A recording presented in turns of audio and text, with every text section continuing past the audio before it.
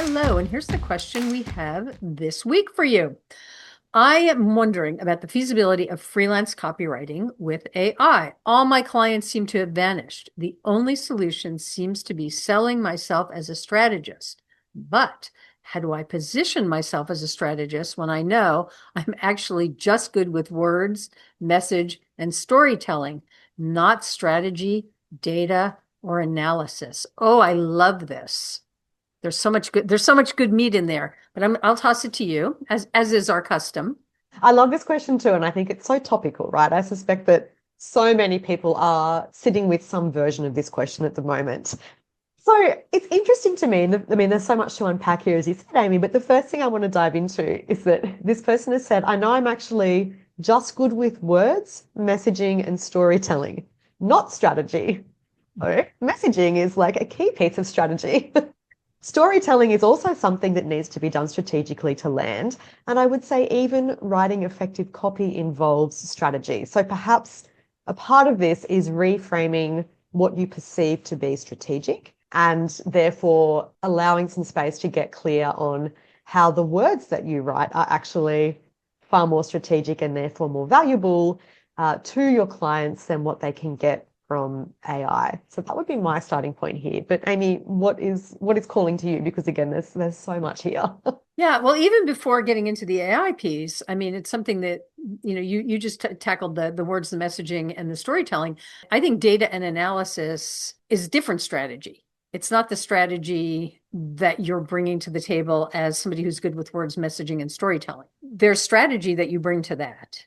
But I think that then analyzing what that does and looking at the data, I think that's a different job. I don't think that that has to be done by the same person at all in any way, shape, or form. I mean, it certainly can be if that's something you're into, but I position myself as a strategist in the copy world. That is not my bailiwick at all, not even a little bit. I mean, I like to know, but I'm not going to be the one that's going to get in there and dig around in the numbers, like not in a million years, right? And I want you to bring me the results so I can fine tune them, but I don't want to get in the weeds about that at all. So 2 points there. One is like perfectly acceptable to be a strategist who doesn't do that. And two, underscoring what you said, I mean, there's a hell of a lot of strategy in exactly what you described being good at. Like that's strategic. So I think the separation there, as I see it, and this will this will get into the positioning, but we have a couple of pieces here. We have positioning and the AI piece. So let's just take the actual craft, right? There's the words, the messaging, and the storytelling. So someone comes to you for a project and they could be saying, I want an X. They usually want a deliverable. They don't come to you and say, I want words or I want storytelling, right? Those are strategies that you lay on top of crafting a message. And so the strategy there is figuring out what their end goal is, what are they trying to achieve, and then backfilling kind of like what are the ways that we can do that using those craft tools of words, messaging, and storytelling, right? And there's a lot of approaches to that. There's a lot of different possibilities and a lot of things that could work. And I gotta have a caveat here. I gotta go a little bit to the side because this is something that comes up a lot, and I think it's worth people hearing. Somehow people get to thinking that they're supposed to be able to say, well, if I do those things, this is the outcome you're going to get. And that's just not the way it is. It's like, you need these things. This is what I think is the best prescription for that. Let's try that out and we'll test it. And then somebody else will give you the data and the analysis, and then we can improve upon it. But don't think because you're, positioning yourself now as a strategist, supposed to be able to say, yes, I will do this, and this is the outcome, because we never know that. That's the question mark always. Okay. So I just had to say that because I feel like that comes up a lot. But as far as the other piece, so when somebody comes to you and then you apply those craft skills strategically, now you're a strategist, as opposed to someone coming to you and saying, I want this piece of X deliverable, and you say, great, here's how much it'll cost and here's how long it'll take me. That's not strategic. That's a whole different ballgame. So I'm going to leave it there and turn it back to you before I get off my little soapbox here for a sec. I love you on your soapbox, P-Dog. You're so good up there. So big yes, agree to all of that. And interestingly too, you talked about the data and analysis piece that this person has referenced to. Absolutely, somebody else, that can be their domain. But I actually say that in terms of all the things you've listed here, AI is most qualified to do data analysis because what that is equations, right? You can literally give it, like a spreadsheet can do this, right? You just need to make sure the right numbers are getting plugged in and it's going to give you the same answer that a human could. AI is not as good as storytelling and as messaging as a human is, right? And like you said, Amy, I think so much of this is about positioning the work you do so that you are selling solutions to problems. So like you mentioned, Amy, people come to you saying they want X, and then part of your job is, okay, well, how do we use your assets, like be aware of your challenges and build a plan for you to get there. The other thing that you bring to this through what you're great at, words, messaging, storytelling, is the ability to look at how things are landing. And again, someone else can help you collect that data and approach that as information for optimization, right? Okay, so how can we actually improve this? Because even though AI or a spreadsheet with good formulas plugged in can track the data and analyze it, it can't tell you what should change first. It can't work that out for you, for your clients. So this is also how you're valuable, right? This is a big part of what you bring to the table and something that you should be talking about with your clients or your prospects. Because I think one of the big challenges about the fact that AI is now in the marketplace is that I think people are confusing the outcome. And if we take copy as the example here, and that may not make sense now, but I'm hoping the next minute will make my point clear. People think the outcome is like a written email, let's say. AI can help you do that. That is not the outcome. The outcome is how that email serves your business's goals, right? So people are getting confused because they're like, cool, AI can write an email. It can, but can it guarantee, and we can't either guarantee, but can it work with that, see how it performs and optimize it with really niche knowledge and expertise?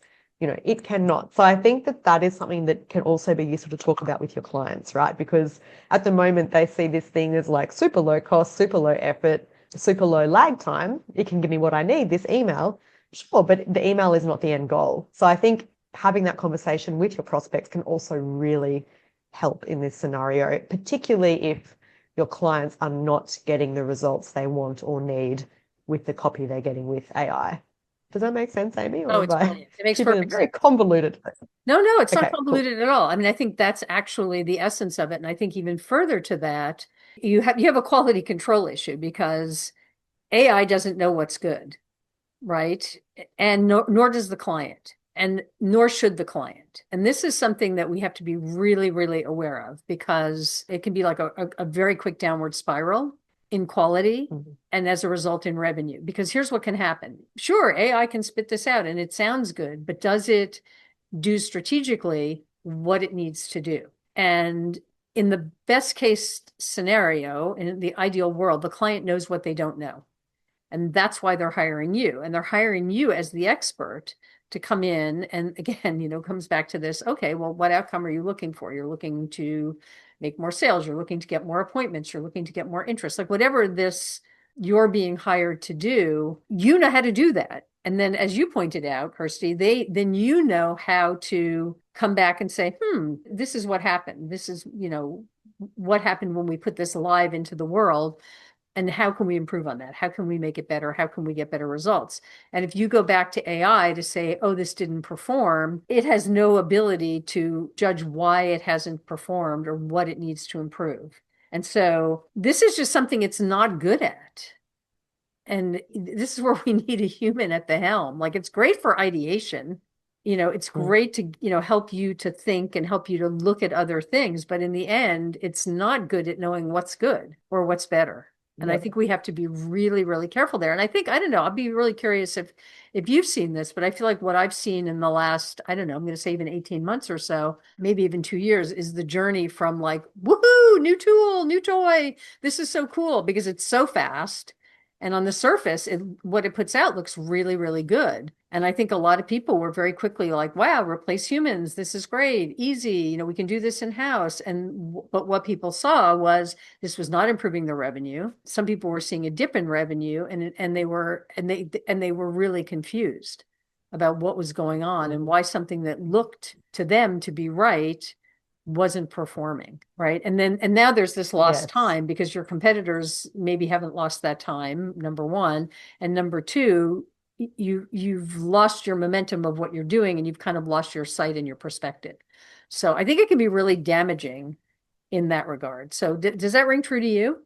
Yeah, I wish I had a more emphatic nod to offer, but yes, 100%. And I think as well, another confounding factor in all of this is that AI has really come to fruition, if that's the right way to put it, at the same time as there's also a lot of other contextual things happening in the world, like with the economy, for example. So I think a lot of businesses are also conflating, like, oh, well, this isn't working so well because the economy slowed down or because, there's a lack of trust, etc. Like, yes, of course, those things are influencing things, and you need a strategy to respond to those factors, which AI cannot give you. But I think that also muddies the waters in terms of, how much of their lack of results or lack of movement towards their goals are correlated with the fact that they've outsourced what should be a very human task, not just because of the way that we think and we can approach the words that we put on a page, but because of the fact that people can tell when it's coming from a real human and there's something there to connect with, right? As opposed to like this weird, like one-dimensional thing. Like that is also playing a role in this. So I think it's such a fascinating time for me in terms of what is happening in the world and how that is influencing business, because to me it's like it is ripe for opportunity, even though it's challenging. And I think it's ripe for that because people are reliably using the wrong tools and the wrong approaches in this environment. So sorry, I'm getting so excited about this topic because I love when I get to talk about it. Please bring me back on track, Peter. No, you're right on track. I think you're spot on about all of it. And you know what it's making me think of is the truth in marketing has always been people make decisions for emotional reasons and they justify them with logical ones, right? Like we know that about marketing. And so good copy has to address both of those things. And what does AI know about that? I mean, you can be fed information about like what, and I don't love the word triggers, but for lack of a better word, like what's an emotional trigger or what makes, what taps into somebody's emotional response. And that's something that you do, I think, if you're doing it responsibly, I think it's something that you do really carefully and you spend a lot of time figuring that out. Like what drives human motivation? Why are people going to do something? And then how do we talk about it in a way, and depending on the brand and who you're working for, but how do we talk about that in a way that's like at the same time motivational and respectful? Like we're not abusing people or hitting them over the head or we're trying to like manipulate them into do something, but we still want to tap into their emotional responses. And I mean, we don't want to get too deep into copy specifically here, but I mean, I think that the thing that happens there is, for example, right, like talking about like bringing up problems. And I really like a problem solution approach to copy. I always have. But the reason I bring up problems and like sort of rub salt in the wound, if you will, is because as humans, we spend a lot of time trying to put the things that are bothering us aside. We don't want to think about them. So in a situation with copy, or where we're having people read something to understand something, we need to bring up the problem because unless we put it in front of you, you're busy not thinking about it, so we can't sort of dance around it and assume that you're going to feel the thing. So like as I think about these things, I think this is not a machine tool. This is not machinable. I mean, maybe it will be at some point, but this is the very human experience that gets expressed, I think, through this craft so well. And I think it's part of what makes it so interesting, like as a discipline, as a craft, as work. I don't know. Now I'm rambling, but This reminds me so much when I trained as a therapist. I remember one of my postgrad teachers always said, when you're a good therapist, it's really like a duck swimming on a lake. Like for what the other person can see, it's all smooth, effortless, easy. Under the water, your little legs are like, and I think that's the same in copy, right? And I think what AI cannot do, and who knows, maybe it can in future, it doesn't have like the ability to create copy that does all the things without being really obvious about what it's doing. So you're like alert to what it's trying to do because it's so obvious on the page. Whereas a great copywriter, probably like the person who's asked this question, is doing that stuff so that the person reading it, the prospect who it's designed to connect with, is only having the experience of like, oh my God, yes, like I'm leaning into this. I don't know what's happening in terms of like, I can't see the techniques at play, but I'm resonating with this. Like, this is connecting. This is making me feel something. And this is addressing the things that I need to know about this offer. like at the perfect time, in the perfect way, in a way that makes sense for my brain, et cetera, et cetera. So AI is like, again, it knows, like it's been fed like what to do, but it cannot execute those things with the nuance of a seasoned professional. For those of us who know this craft, I mean, we can spot it a million miles away, right? We see it and it's like, oh, yep, that's AI generated copy. And I think for the end user or the person who's reading it or the client who's hiring it that may not recognize that, like you don't know that, you just know it's off. It's like it's not, you're like, whatever, it's not speaking to you. It's not getting that like lean in and that head nod of like, you see me, like like you're feeling something and you feel seen and you feel understood, and especially with storytelling, because it's not something I've ever been particularly good at. And I've written very successful copy and gotten results, but storytelling was never my particular strength. And so I think, I think this is a trifecta combination here of, of words, messaging, and storytelling. But let's circle back to this piece of how do I position myself as a strategist? Okay, because I think we've sort of addressed the, you in the competitive AI world as it exists today. And like when you're listening to this, look at the date because, it'll be like, oh my God, but AI is going to the moon now. So, who knows what's going to happen to AI is having babies for us. Yeah, who knows? This is true as of like mid 2025. Right. So let's talk about positioning. And I think, Kirsty, you addressed it really well. I mean, part of it is, because you gave several examples of like, how should you talk to your prospective client about this? And I think it's head on is pretty much what you're saying. Like, let's address this and let's address what it does and what it doesn't do and what I can do for you that it can't. And like if someone's like super into it, and we're probably all using it to some extent anyway, and we should be transparent about that, right? We're using it, but like it's never final thing that I'm going to deliver to you, nor should it be.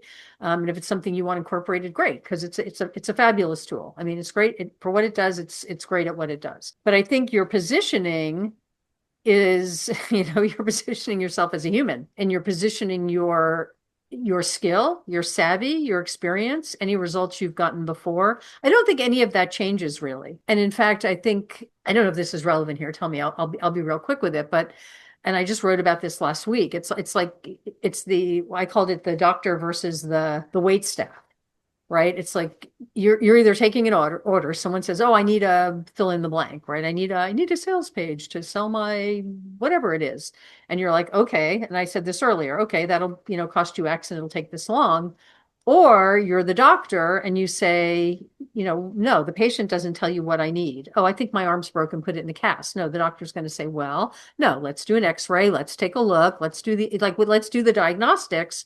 And then let me prescribe what I think is, least invasive, most effective, whatever the situation calls for.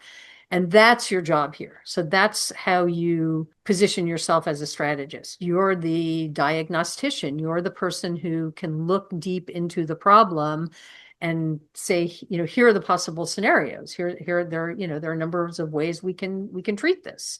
There are a number of solutions that we can bring to the table.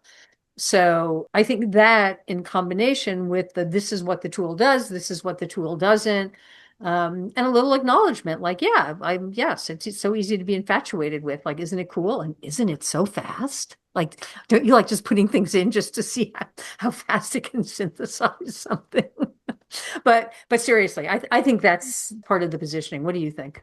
Yes, to all of that. And the only thing I would add, because if you can't tell, I'm a huge fan of addressing the elephant in the room. I think you need to approach some of your positioning now with the acknowledgement that, AI is in the field and is perceived as clients who don't yet know better as a competitor. So as you say, Amy, the client who's like, I want a sales page, like they could take that to AI. So it's like, how are you going to differentiate yourself from that option? So I think even like on a simple basis, you can talk about your process, like your discovery process. Like, yeah, I know that you're probably going to AI and you're asking it for things, you're prompting it.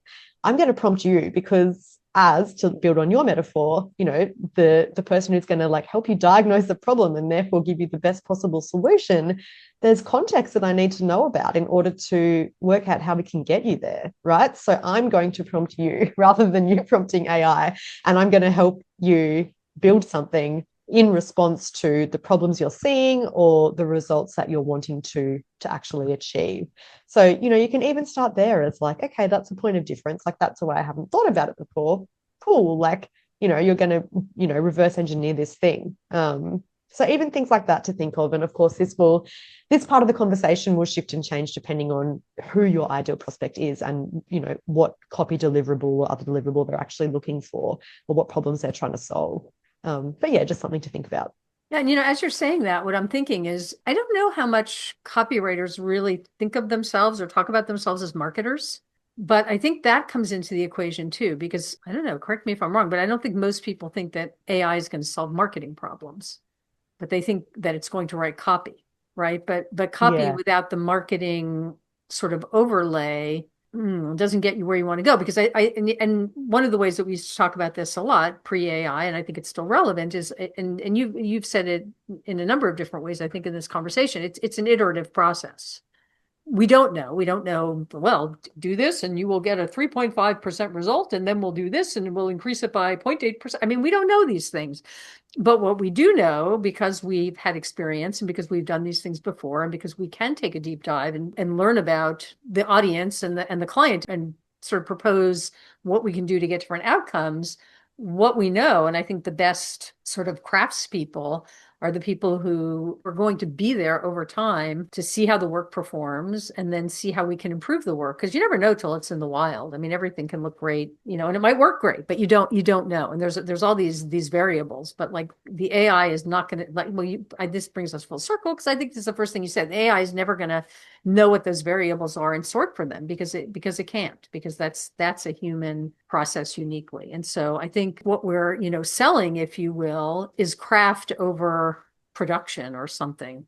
Yeah, totally. I mean, AI is like, at least currently it's algorithm based, right? It's like predictive text. That's what they are, giant predictive text models. So you want to position yourself as someone who knows how to think, not just like what to do in inverted commas. I don't know, because maybe I'm not saying your point in the right way. That was my interpretation. No, that's good. That's good. That's nice and succinct. And I think, yeah, and I think that's it. And so in summing this up, the thing the person brings up first is I'm wondering about the feasibility of freelance copywriting with AI. And I think that's been a question that's been banging around in a lot of people's heads for a while now. And I think we're coming around on that. And I think the answer is there's absolutely a place for it. And let's be really clear, ourselves, about what it can do and what it can't do, and take a stand for that. I mean, I think your clients deserve that and deserve to understand what it does. And somebody who doesn't see that is probably just not a great fit. And there will be those people, but chances are good they won't be in conversation with you because they're already,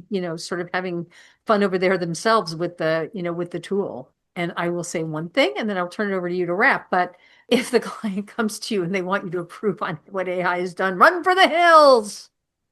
I thought of that as a possibility, but yeah.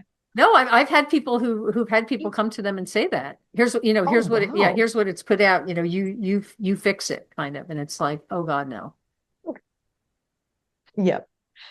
Look, we've wide-ranging conversation here. Obviously, we have many thoughts to share. Hopefully, something in here has been really valuable. If so, leave us a review. We would love that. Or share us with someone who you think might need to hear this conversation, might really appreciate this take or this reminder or this reframe. And if you have a question that you'd like us to tackle in a future episode, head on over to businessbadass.co and you'll find the question submission form waiting for you there. Thanks for your patience. Catch you next time.